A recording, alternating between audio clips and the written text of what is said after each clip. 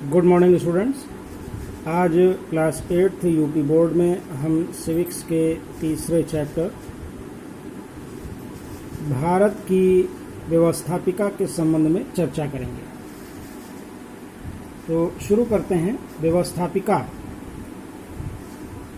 सरकार का वह अंग या शासन का वह अंग जो कानून निर्माण करने का कार्य करता है, उसे हम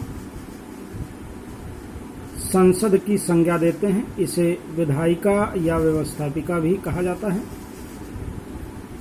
भारत में व्यवस्थापिका या विधायिका को संसद की संज्ञा भी दी जाती है। भारत में संसद के 3 प्रमुख अंग हैं। पहला है राष्ट्रपति। राष्ट्रपति जो कि संसद का प्रधान है और संसद के मुखिया के रूप में संसद के दोनों सदनों द्वारा पारित किए गए विधेयकों को अपने हस्ताक्षर और मुहर के द्वारा स्वीकृति प्रदान करके उसे भारत के कानून के रूप में स्थापित करता है। संसद का दूसरा अंग है राज्यसभा। राज्यसभा संसद का द्वितीय सदन है, परंतु यह संसद का उच्च सदन है। इसे संसद का स्थायी सदन भी कहते हैं। संसद के स्थायी सदन के रूप में राज्यसभा में अधिकतम सदस्यों की सदस्य संख्या जो निर्धारित की गई है वो है 252। लेकिन वर्तमान समय में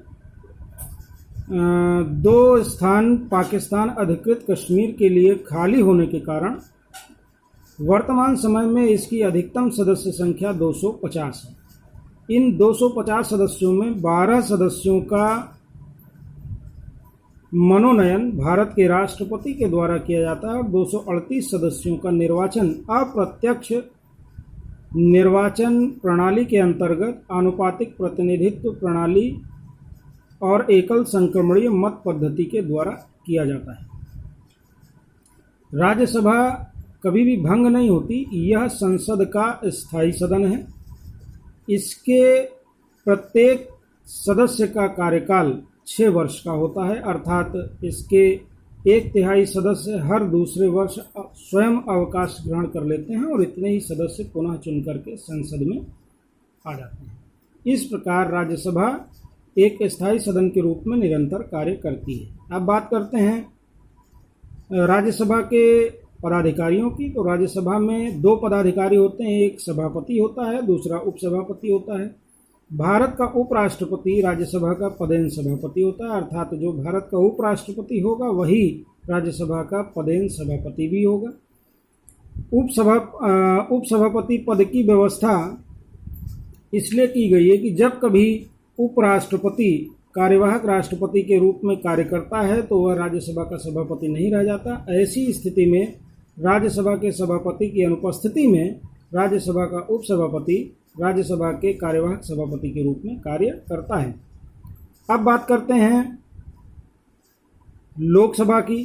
तो लोकसभा संसद का प्रथम और निम्न सदन है। प्रथम इसलिए कि भारत में लोकतंत्र होने के नाते लोकसभा जनता के प्रतिनिधियों का सदन है, इसलिए लोकसभा संसद का प्रथम सदन कहलाती है। निम्न सदन इसलिए क्योंकि राज्यसभा उच्च सदन है, इसलिए लोकसभा निम्न सदन है, अर्थात जनता राज्यों के अंतर्गत निवास करती है और जनता राज्यों के अधीन आती है, इसलिए यह संसद का निम्न सदन माना जाता है। लोकसभा की अधिकतम सदस्य संख्या 552 निर्धारित है, परंतु 7 स्थान पाकिस्तान अधिकृत कश्मीर के क्षेत्रों के लिए रिक्त होने के कारण वर्तमान समय में सदस्य संख्या 545 है, जिसमें 2 सदस्य आंग्ल भारतीय समुदाय से भारत के राष्ट्रपति द्वारा मनोनीत किए जाते हैं और 543 सदस्यों का निर्वाचन प्रत्यक्ष निर्वाचन पद्धति के आधार पर किया जाता है। इसके अलावा लोकसभा का निर्धारित कार्यकाल 5 वर्ष का है, लेकिन लोकसभा इस निर्धारित कार्यकाल से पहले भी भंग की जा सकती है।